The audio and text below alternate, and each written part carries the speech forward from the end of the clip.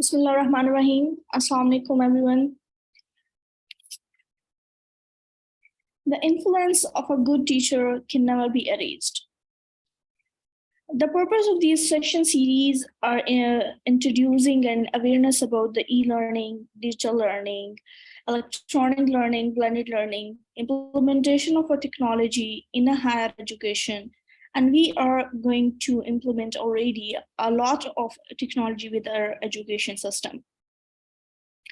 Even after all these advancement and implementation of technology, still the influence of a good teacher can never be erased. These all technologies can be an aid of making the education more productive, but it's never be a replacement of a teacher.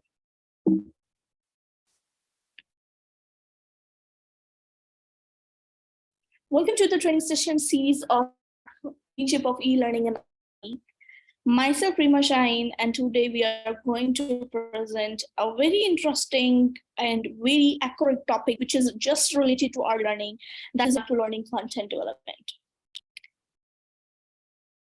By the micro-learning comes into your mind, that must be related to something which is e-learning, blended learning, and these all things. Is it a new terminology or is it a new industry for the creating or implementing a micro-learning? Let me explain about this, and we will just see, is it have any interaction or any collaboration with the e-learning or a hybrid learning, or this one is the something. If I explain this terminology, the micro-learning is a way of providing short, focused pieces of content to an audience, ideally where and when they need it. By the name of this terminology, if I make it a little separate, like a micro and the learning, we are going to mix up something which is some pieces or chunks, or bite size, you can say, the information with the learning. If you think that your lectures and your trainings is too hard to digest and gives your learner hard learn a bite-sized approaches and adapt solution for this. The learning there doesn't mean there must be information or a flow of information for the hours and hours. Nowadays, things are changed. The purpose and the ways of presenting your educational stuff, your learning stuff is totally changed. Micro-learning is basically a more engaging, less time consuming, and the cheaper to produce a sibling of a regular e-learning. This is a part of our e-learning. You can't say this is a separate industry or a separate methodology, but this is also a part of the e-learning. The basic difference between the e-learning and the micro-learning is the size of content.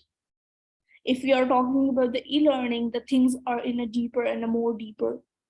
But if we are talking about the micro-learning, that is related to some chunks information, some quick information, less time consuming, more productive and accurate information. While there is no official micro-learning definition, all micro-learning based trainings or lectures shares one key characteristics. This could either be a small learning units or a short-term learning activities. Micro-training delivers a short burst of content for learner to study at their convenience. And the content can take many forms like text, images, videos, audios, test and quiz, and games. All are very much familiar with you, all these types of education medium. You can say you can use different types like text, images, infographics, graphic, active videos. These are much familiar with you all. But how we will use in a micro-learning, that is the important thing. We are already using these kind of always in the blended learning and in the e-learning as well. But how we will be able to use in a micro-learning environment. Micro-learning is the way of teaching and delivering content to the learner in a bite-sized 3 to 5 minutes burst at the point of need with specific learning outcomes. That is the whole idea. that we actually doing all this effort to bring out the actual information in front of the students, to make them more engaged, more focused, in a less time consuming, and just find out the productive outcomes very quickly.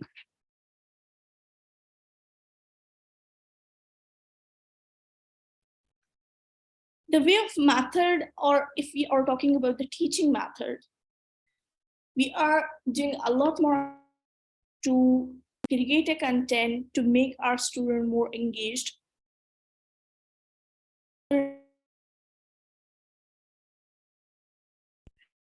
Learning is also the teaching and delivering content to learner bite size.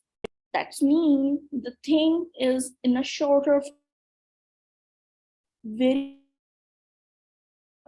point, and a very focused content you have to make for the learner to less time consuming, and it's much productive.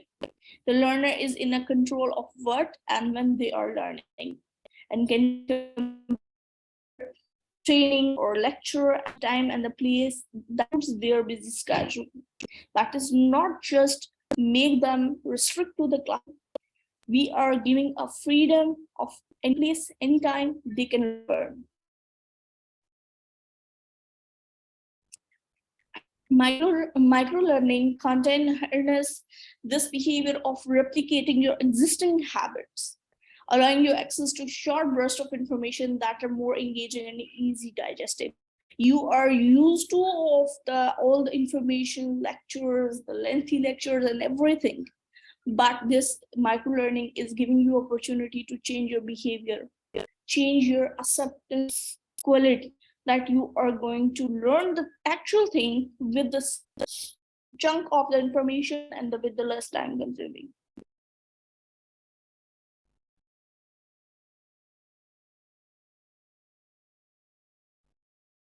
Here in front of you, a complete picture.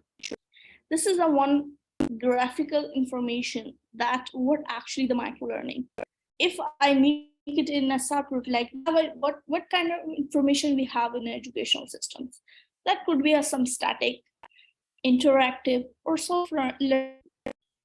If I'm talking about the static, that would be some books, reference guides, and some something material which is in a traditional. Talking about the interactive something which is related to infographic, ebooks, presentations, apps, games, these videos, these all are related to interactivity. And if I'm talking about self-learning, that is some presentations and videos. If we make them all in a one, and with a very specific time limit, with this very specific one time information in a very short time, that is mean we are working on a micro-learning. The content of subject or the content of training would never be changed, but the way of giving the training or way of giving the information would be changed. Let's have a look at how many types of micro-learning we have. I hope the meaning of the micro-learning, you got it. And now let's move towards the next part, that how many types we have. First of all, the very interesting way of spreading the knowledge in a very quick way, that is called the gifts. The education gifts have the power to fascinate everyone. If we are talking about something graphics always attract everyone. But there is a new thing you can say. This is in a family of images. You can say in a family of infographics or graphics, that is a gifts, animated gifts. Our micro-learning micro movies, you can say. It technically an image format that has multiple images contained within a single file, and they are displayed one after another, just like an usual frame of a movie, and explaining a whole story about what actually mean of what actually they want to present. Here is some of the examples. You can say, if I see the first picture or a second or third gift, It's giving me a complete instruction about anything they want to present.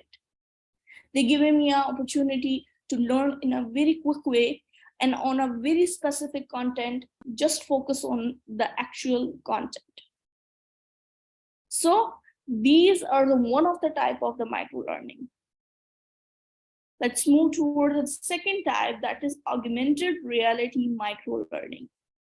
First of all, let me explain what actually the augmented reality. Augmented reality is the integration of a digital information with the user environment in a real time. When you are going to collaborate with your devices and you are just taking up a sum of responses or sum of information on a real time, that's mean you are in an augmented reality environment. It's just unlike a virtual reality, which creates a totally artificial environment. AR user experience a real world environment with a generated just specific information overlaid on the top of it. You can see the example in front of you. If you are going in somewhere or you want to check there is how many shops are there, you have some application or you just open it, and you can use this one with the Google map as well. So you can just open and you can find out the actual information what you want in from this street. If I'm talking something which is related to learning, or if you are just judged by this picture, it's going to just change something from engine or something. So it will give you an instruction which will be held by the augmented reality, and this is also called microlearning. Is it a quick way or a perfect instruction for the actually what they need? So this is basically one of the another type augmented reality microlearning. Mobile-based learning. Mobile-based learning is not very much difficult to understand nowadays, because everyone knows we have mobile devices, smart devices, and we are using this for multiple purposes and specifically for educational purposes as well. Mobile-based microlearning has gained a lot of attention, especially for the work-based, or if we are working for an educational system, training, lectures. It combines the feature of mobile learning and a microlearning to deliver small learning units and short-term learning activities that not just related to our regular course content, that is related to something, you can say some applications we can use for the skill building. Some activities we are just providing to the students to build previous knowledge, and we want to build them their knowledge more good. So we are providing them as some chunks of videos or small videos to give them information exactly and help them to build their skills.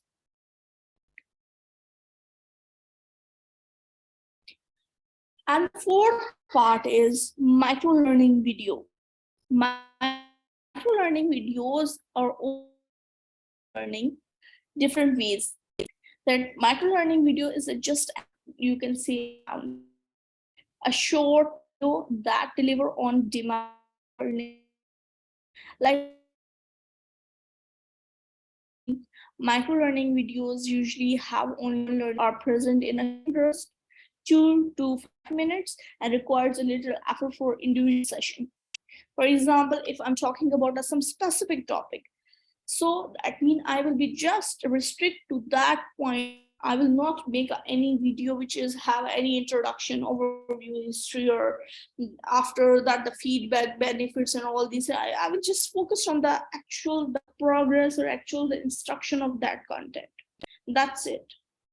So if you want to give these kind of, now you are much familiar with the different types of the micro learning, and you can learn education or your course that you can build your these kind of different types, And this is a very easy to work these all things. Let's have examples, how many examples we have for the microlearning and how we can implement in our education system. Here are just some of our listed. For example, I already explained about text form. That is a short paragraph, message, or a hint. And if I'm talking about the images, that could be illustrations, some photos, some visual ads, infographics, simple graphics, static graphics. These all related to the images. And the videos are the short and the snappy explanatory videos, similar to what you might see on social media. Most of us by the social media just think this is a just related waste of time or just related to the entertainment, all this. No, there is a lot more stuff for the educational. This is just depend on us how we can use these social media apps. There's a lot more stuff within a 30 second, within a 1 minute, you can just grab a lot more information, which is if you are going to read an article or going to just a research paper or something, which is just giving you within seconds, you can grab all the actual knowledge. And something related to audio and something related to interactive elements like quizzes, games, flashcards, and other gamification mechanics. So these all are example of the microlearning. But I want to tell you some more implementation of these microlearning. Let's have a look that how many types and how many examples of microlearning in our real time. Microlearning examples. Now that you have some familiarity with the concept of microlearning, let's give some. Recently, Northwestern University decided they wanted to teach high school students and teachers in STEM how to talk about information that many deemed to be too technical. They created a microlearning course called Principles of STEM Education that could easily be taken in any classroom. The course consisted of a series of short modules that broke down complex information. Each of these sections is broken down into the why section that explains the reason and the how section that gives context, a video, and a PDF outlining additional tips. Another example of microlearning is what is known as microlecture. Almost everyone is familiar with this type of microlearning, TED Talks, a popular nonprofit devoted to spreading ideas. TED Talks are limited to 18 minutes and focus on one single idea. Several other examples of microlearning include TEDx, a local version of TED Talks, Khan Academy, which offers free online courses, and Lynda, which teaches a variety of skills. Some apps that engage in microlearning include Gyro, which offers content to help enhance your well-being, Audible, which streams audiobooks and other texts, Twitter, where you can tweet, Duolingo, which uses microlearning to teach foreign languages, Chegg, which allows users to create flashcards, and Learn, which takes a micro to learning programming. Mini-games, also known as casual or microgames, are an example of immersive microlearning simulations that last between 5 and 20 minutes. They are especially useful to help employees learn skills that are best taught through repetition. Mini-games are highly engaging because they have quick sprints of engaging content and are easy to consume. Mobile devices are the perfect interface for mini-games because that type of content works well on a small screen. Here are some additional examples of microlearning that may surprise you. 1 to 2 question quizzes or polls, infographics, activity notifications from online communities of practice, RSS feeds, flashcard pushes, challenge type interactivities, brief games, microblogging exercises, brief videos, including interactive videos, single question case studies, question and responses, and learner recordings of a brief audio or video response to a question. So you can see we have a variety and very rich variety for the learning related to the microlearning. If you think that there is some topic and you think it's not very useful for me, which is related to education, or I'm an instructor, or it's not related to me, that's not true. Every topic have a very rich content, just need to explore and need to just try and test. Until We are not going to apply or we are not going to explore about it. You just will not do anything. Now the point is how you will be able to develop your microlearning content effectively for the students if you want to share with them these kind of information for making them a more engaging, just boost their retention, and these all things are important for the students for engage them in a classroom and also outside the classroom. Now we are going to see that how many ways we have development of the micro learning. Let's have a look. Though micro-e-learning doesn't mean the creation of e-learning that is shorter than it should be. It is certainly about time length, but also about after-course performance. With busy work days, commuting, being mobile, and just-in-time knowledge needs, it isn't any wonder why micro-e-learning, which can often be called micro-learning, short courses, chunk learning, bursts, bites, and even e-learning snacks, have been becoming so popular.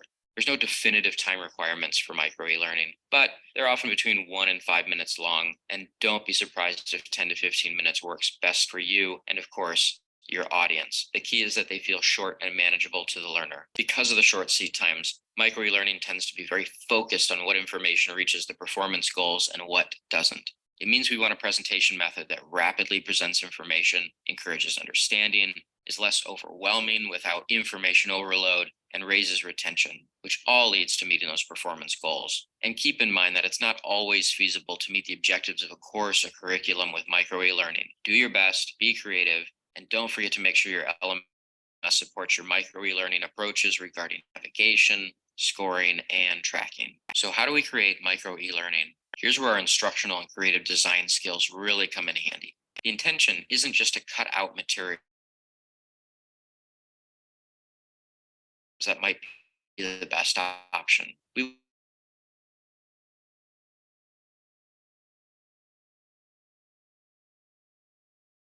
differently about what the end result might be. Every project is different, and so it is up to you to gauge what's in, what's out, and what might be a different approach altogether to connect the information to the learner, empower, and instead, here hand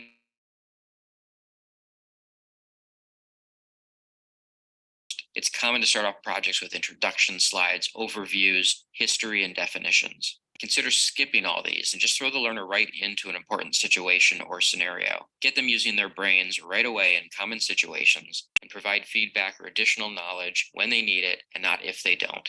Phrasing. Don't start without the parts. Can be a lot more memorable and quick to learn than we recommend that you do not start assembly until you make sure you have all the parts available. Tweak your sentences, reduce, create phrases, even memorable slogans. Be creative. Focus on the learning gap. It's common to see a process equal time to each step. If we have 5 steps at 2 minutes each, we have a 10-minute project. But if all the steps are extremely straightforward, aside from, let's say, step 4, perhaps each step needs 30 seconds, with step 4 ending up at a longer 3-minute explanation. Now we end up with a 5-minute course instead of a 10-minute course, and a course much more focused on the learning gaps. Stoplight editing, a trick for finding what information is relevant. Read through all your material and mark it green if it seems absolutely necessary to know, or a building block for additional information. Yellow if it might not be needed, you're not sure, and red if it's not absolutely important. Delete the red, then iterate. After a few times, you'll significantly reduce your material. You can keep editing it, changing it around, and then keep going through it again and again using the stoplight trick. Present it differently. Don't get stuck presenting the same way you always have been. Be creative about it. Consider animating out the story or make it a game, or both. Use audio and simple imagery to connect more memorable images to simple audio bites. Create unique requirements that might limit the time and focus, and just get creative. See what you can come up with. Throw a bunch of ideas at the wall and see what sticks. Set your own seat time goal. If you decide your project is going to be 5 minutes in length, maybe a decision you've made, or you recognize this through other data you have or surveys, whatever it might be, stick to it. Stick to that 5 minutes. You will find all kinds of creative ways and engage your audience in new ways. Split it up. Finally, consider splitting your course up into individual learning points. Consider that a 10-hour-long movie may run a little long, but 10 one-hour-long episodes in a mini-series is perfect. But we're not necessarily reducing material. The smaller chunks, smaller bites, can make learning much more manageable and focused. So have fun reinventing your short.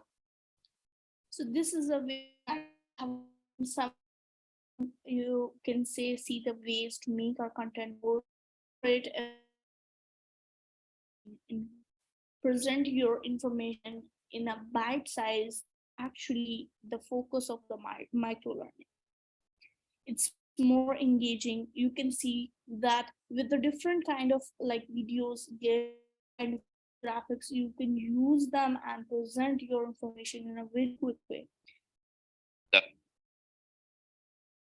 Let's have one example here, that if you want to record your video and how you will be able to script a micro learning video. For example, you are much familiar with the videos, you record the videos, you're already delivering online lectures and all these things, but let's have a look what is actually the difference if I'm going to make a one video which is related to the micro learning environment, and I want to present the actual product, actual what is the information about the content and about my subject.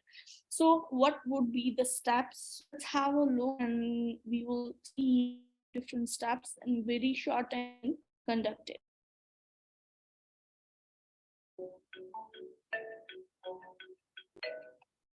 Once you've completed your micro video, it's time to start scripting. Here are a few practices to keep in mind. One video, one objective. Everything in your script should tie back to your main objective, especially with a very short video. Tell a story. Creating a narrative and developing characters will help you connect with your audience and frame your video. Keep traditional story structure in mind. Your video should have a clear beginning, middle, and end, and each section should relate back to your main objective. Keep it simple. Your sentences should be short and sweet. Avoid unnecessary adjectives and adverbs, and use the active tense. Not everything needs to be spoken. Think of your script as a support system for the visuals in your video. The language you choose should complement rather than compete with these images. Don't waste time. You don't need lengthy introductions or conclusions. Get to the point. The beauty of a micro-learning video is that viewers can rewind a specific section or rewatch the whole video if and when they need a refresh.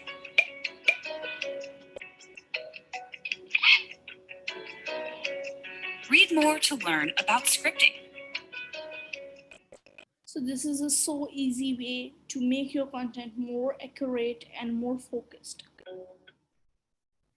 Now let's talk about some of the application. Now it's come into your mind which applications are used in a classroom or for the outside of the classroom to creating such kind of content. So let's have a look. We have a different apps which we can use to micro learning content, and we can use in a classroom as well. Have you ever heard of microlearning? Microlearning is a new way of teaching that helps to keep kids' attention. Today I'll tell you about how it works and which apps you can use for microlearning. Give it a big thumbs up if you like this topic. In microlearning, instead of giving long courses, you break down the material into short, bite-sized and well-planned units. Typically, students consume these short units via digital media. Here's a nice microlearning app for expanding your vocabulary. Word of the day. It's very simple. Word of the day teaches you one word a day. That's really, really micro. The new words you learn aren't just words everybody can understand. Think about ablution, demagogue, and vociferous. At the end of each trimester, you can let your students write a short essay using 5 new words, or you can start the lesson by asking 3 of your students what new word they have learned, and let them explain it to the others. Another microlearning app worth mentioning is Duolingo. If you're a language teacher, this app is heaven. Duolingo is made for teaching foreign languages and was awarded the App of the Year in 2013. Students can learn 21 different languages. You start by adding a daily learning goal from 5 up to 20 minutes a day. You can also indicate just teaches words and their translation, and is very intuitive. I'm also a big fan of Instanerd. Instanerd is a website where you can find fun facts and how-tos in a simple way. They are really interesting. You can even share those fun facts on social media. I know that understanding fun facts isn't part of the curriculum, but I'm sure your students will learn from it and have something to talk about. As a speaking exercise, you can let your students explain 5 fun facts that they really found interesting.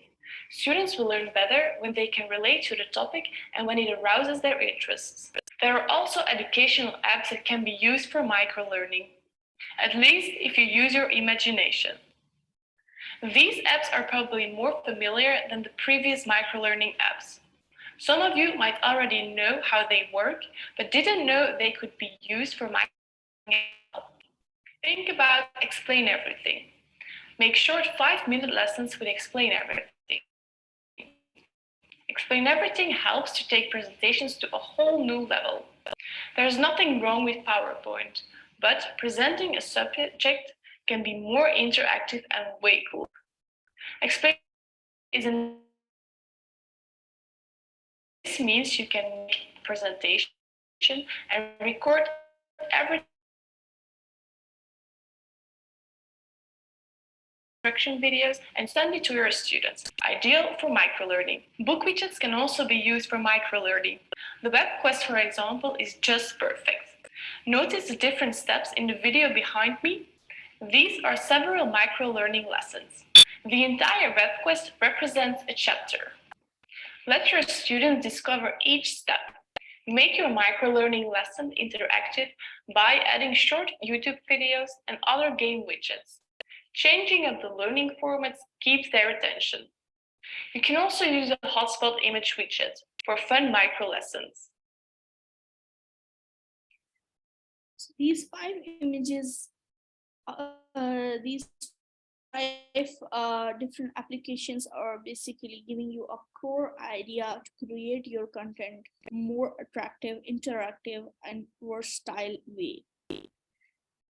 The purpose of today's session is also a micro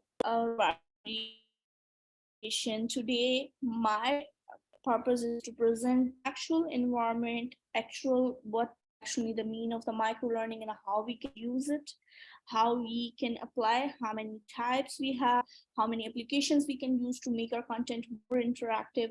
Now I want you to suggest me that what you grab by this training session and how you will implement in your education. This is only beneficial for you if you are going to implement it, explore more about it, and if you are not going to do this, this is not useful for you. Now please, I'm going to open the chat is open for you all, and discuss with me which point you feel that is a more valuable for your content, your subject. If you want to present some, you will be going to apply these steps or not.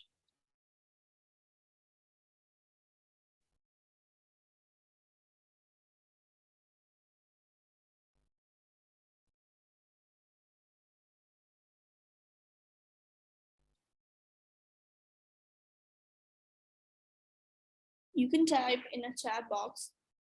If you want to ask something, you can ask me.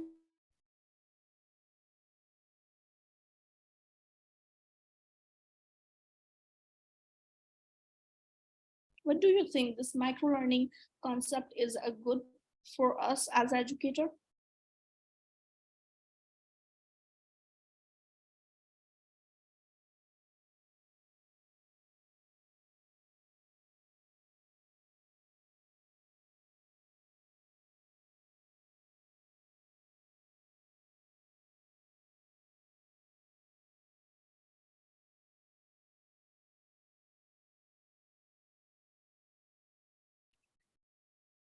Thank you.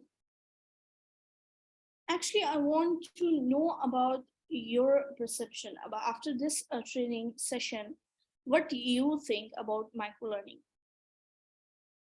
And which part of this microlearning you think it's related to your content, or if it's related to your subject, you are going to implement it now or later.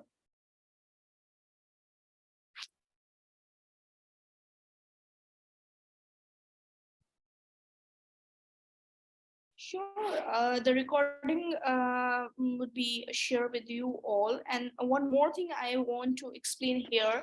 I just talk about the different infographics, graphic, image editing, video editing, interactive videos.